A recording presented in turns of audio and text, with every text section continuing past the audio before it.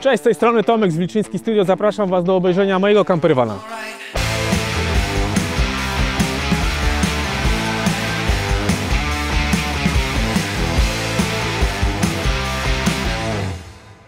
Całą koncepcją, jeżeli chodzi o zbudowanie pierwszego swojego campervana, była wygoda, poprzez zachowanie też higieny, ponieważ wcześniej podróżowałem tylko i wyłącznie terenówkami. Każdym rodzajem terenówki i marką, gdzie zawsze brakowało mi tego jednego, czyli komfortu miejsca, przestrzeni i higieny. Dlatego zdecydowałem się na budowę pierwszego campervana jako totalny amator.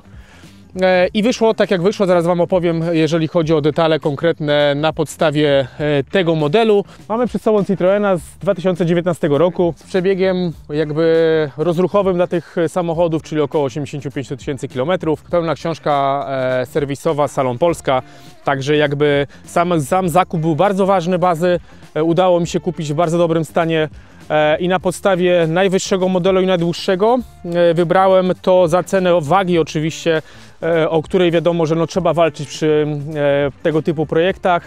Z racji tego, że mam powyżej 186 cm wzrostu, przy niższych campervanach po prostu szorowałem głową o dach i było mi bardzo niewygodnie, jak się mierzyłem do innych modeli tego typu trojaczków, jeżeli chodzi o grupę francuską. Czyli wybrałem najdłuższy i najwyższy, niestety najcięższy, co zabrało nam trochę wagi, jeżeli chodzi o budowę i koncept z firmą Vantastic. Zanim przejdziemy do środka, jeszcze powiem parę słów o zmianach na zewnątrz.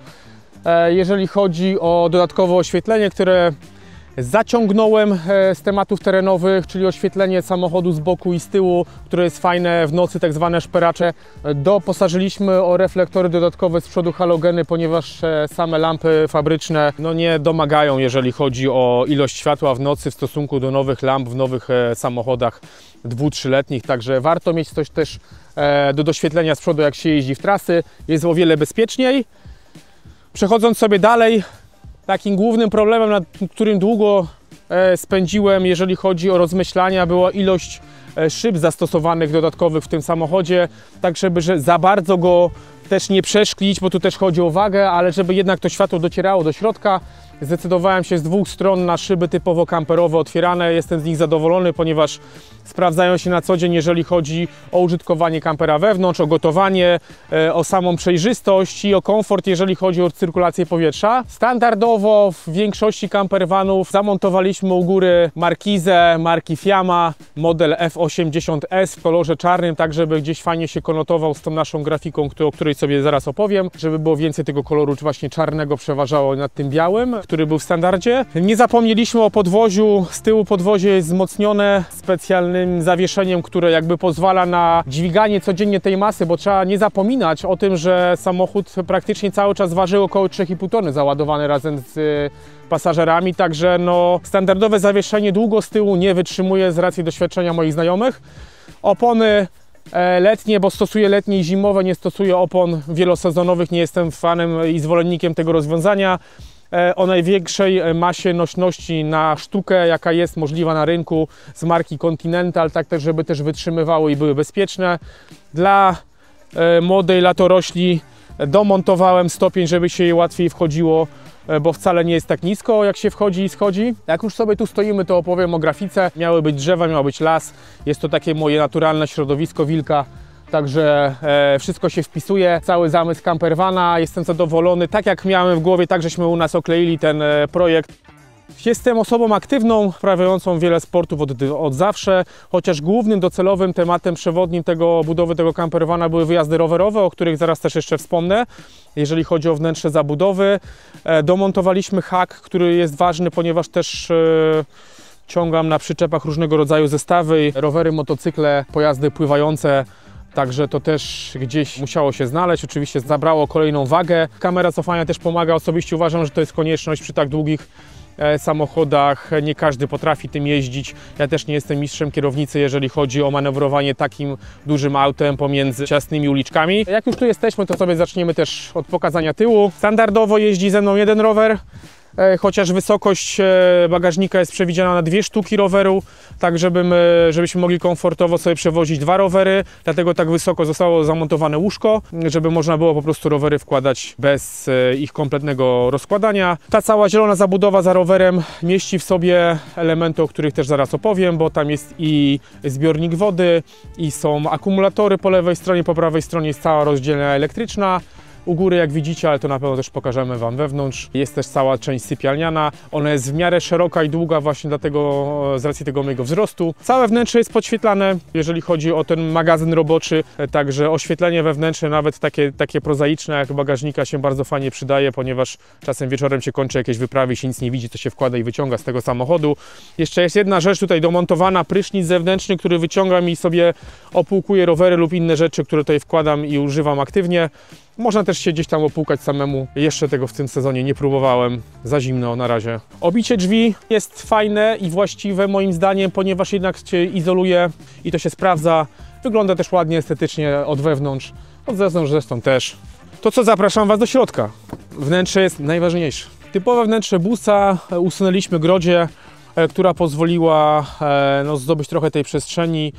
Zainstalowane zostały obrotowe fotele z przodu, które są super wygodne w codziennym użytkowaniu, gdzieś tam jak się jedzie. Szoferka typowa, tutaj nawet nie mam co Wam za bardzo pokazywać, typowa zabudowa busa, który był wcześniej. Jeżeli chodzi o kolejne rozwiązania, fotele 2 dodatkowe, wymagane, certyfikowane dla przewozu osób do liczby 4, z tego co pamiętam, chociaż i tak tyle osób nie jeździ. Nade mną mamy rozwiązanie, nad którym bardzo długo pracowaliśmy, ponieważ było to marzenie mojej córki, żeby mieć swoje oddzielne miejsce do spania. Także firma postarała się i zrobiła uchylne łóżko, na które wchodzi sobie dziecko po drabince. Ma szerokości 90 cm na 210 długości, więc sobie komfortowo śpi, ma swoje miejsce i jest zadowolona. Jeżeli chodzi o kolejne technikalia, takie typowo pode mnie, zrezygnowałem całkowicie z tematu gazu w tym samochodzie. Nie mam ani instalacji gazowej do grzania sobie wody i gotowania różnych potraw, ani do ogrzewania samochodu. Firma generalnie, która mi robiła tą zabudowę, specjalizuje się właśnie w zabudowach bez gazu. I po prostu prywatnie nie lubię tego zapachu, który się wydobywa, bo on jednak go czuć przy ogrzewaniu pojazdów. Także całe auto oparte jest na elektryce, dlatego całą siłą tego samochodu są panele fotowoltaiczne, które są u góry na aucie o łącznej sile 1 kW i powiem Wam, że zdecydowanie nam to wystarcza na nasze wyjazdy weekendowe, bo muszę wspomnieć, że ja nie jestem typowym campervanowiczem, vanlife'owcem, który jeździ całymi miesiącami po Europie i po świecie, gdzie tego prądu potrzebuje cały czas, nieustannie. Także te zapasy mocy na takie wyjazdy krótsze, dłuższe, weekendowe są wystarczające i polecam. Rozwiązaniami komfortowymi jest oczywiście płyta grzewcza, na której sobie podstawowe tematy, jeżeli chodzi o jedzenie, szykujemy na co dzień. Mam też także lodówkę z zamrażarką, która była dla nas jedną z podstaw, która musiała się znaleźć w tym samochodzie. W zupełności na weekend wystarcza, jeżeli chodzi o jej gabaryt. Ani większa, ani mniejsza wcale by się tu nie musiała znajdować. Oczywiście jest mikrofalówka. Głównym celem podgrzewania mikrofalówki było robienie popcornu dla dziecka, także to też było coś, takie must have, które nie mogło się tu nie znaleźć. Jest mały zlewozmywak, mógłby być większy, to od razu Wam mówię, że wygodniejszy by był minimalnie większy o parę centymetrów, także przy kolejnym może kiedyś projekcie na pewno zwrócę uwagę, żeby gdzieś tutaj ten zlew był większy. Jeżeli chodzi o całą zabawę, która jest tutaj ponadprogramowo i zajęła nam trochę czasu, ponieważ założeniem campervana było to, żeby on był całoroczny, czyli i zimą, i latem, żeby mógł z niego korzystać bez żadnych problemów technicznych. Dlatego firma postarała się o dodatkowe instalacje elektryczne do rozmrażania całych instalacji wodnych. Także oddzielnie w 3 różnych liniach mam poprowadzone niezależnie od siebie ogrzewanie szarej wody, zbiornika szarej wody, które jest pod campervanem, tak żeby mi nie zamarzał zimą. Mogę sobie albo jechać samochodem i mi grzać cały czas ten zbiornik, albo po prostu w ciągu kilkunastu minut go podgrzać, na tyle, żeby woda nie zamarzała. Dodatkowo wszystkie odpływy, jak i zasilania wodą, które idą pod spodem, pod samochodem, są w specjalnych oplotach elektrycznych, które też są oddzielnymi obwodami grzane, tak żeby mi nic nie zamarzało, plus jeszcze specjalnymi rurami Spiro zabezpieczone, także zimą nie jestem w stanie zamarznąć w tym samochodzie pod żadnym względem, co już było sprawdzane w tym roku i to jest taki plus, którego no, bardzo trudno szukać w innych kamperach. które przeważnie są sezonowe, czyli tam powiedzmy późna wiosna, lato i jesień. Idąc dalej, standardowo mamy grzanie Webasto i tutaj też kolejna ciekawostka. Grzeję wodę poprzez 2 Webasta oddzielnie, niezależne od siebie, ponieważ mamy fajne kolejne rozwiązanie. 150 litrów wody w zbiorniku wewnątrz pojazdu, która jest grzana oddzielnym Webasto. Nie korzystamy z typowych podgrzewaczy wody, które mają 5-10 litrów swojej pojemności i po wykorzystaniu tej wody, kąpiąc się, zanim woda się znowu nagrzeje, myjesz się pod zimną wodą. Mam stale grzany zbiornik 150 litrów, do temperatury ustawione mam 45,5 stopnia, jeżeli spada poniżej 40 stopni, grzeje się powtórnie, więc komfort brania prysznica i higieny jest tutaj na wysokim poziomie. Jeżeli mówimy oczywiście o campervanach, standardowo my na tablicy rozdzielczej mamy pompę, temat lodówki, Webasta. Webasto jest standardowe firmy Webasto, żaden Chińczyk, po prostu sprawdzona jednostka, którą widzicie na panelu, grzeje świetnie, po kilku wyjazdach już potrafię sobie ją tak poustawiać i wyregulować, że po prostu włączam odpowiednią temperaturę, zasypiam, budzę się rano i jest ciepło. Na panelu mamy także oświetlenie całe zewnętrzne samochodu, jak i wewnętrzne z przetwornicami. Bardzo ważną dla mnie i super komfortową sprawą było rozwiązanie toalety razem z prysznicem. Posiadam toaletę ceramiczną, która ma jeden bardzo ważny plus, który polecam wszystkim campervanowiczom, którzy zastanawiają się nad budową. Ma swój system elektroniczny wywiewu brzydkich zapachów ze środka non-stop, jak się przebywa w samochodzie, więc generalnie cokolwiek by się nie działo, jeżeli chodzi o brzydkie zapachy, korzystamy z rozwiązania kasetowego, jeżeli chodzi o toaletę. Rozwiązanie chyba najbardziej ekonomiczne i najbardziej sprawdzone na tą chwilę. Mi się sprawdza, że po kilku wyjazdach jestem zadowolony jakby z samej litrażowej ilości pojemnika, jego zastosowania. Super, wystarcza nam na 2-3-4-dniowe wyjazdy. Jeszcze mi się nie zdarzyło, żeby musiał jakby go wymieniać w trakcie wyjazdu. Przechodząc do tyłu pojazdu, mamy sypialnię tak zwaną, bo faktycznie w kamperach ciężko jest mówić o nie wiadomo jakim komforcie.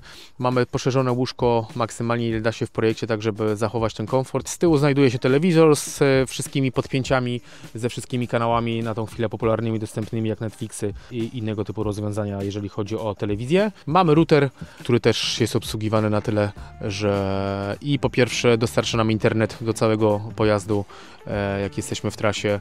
Dodatkowo jakby uruchamia ten telewizor i wszystkie inne kanały.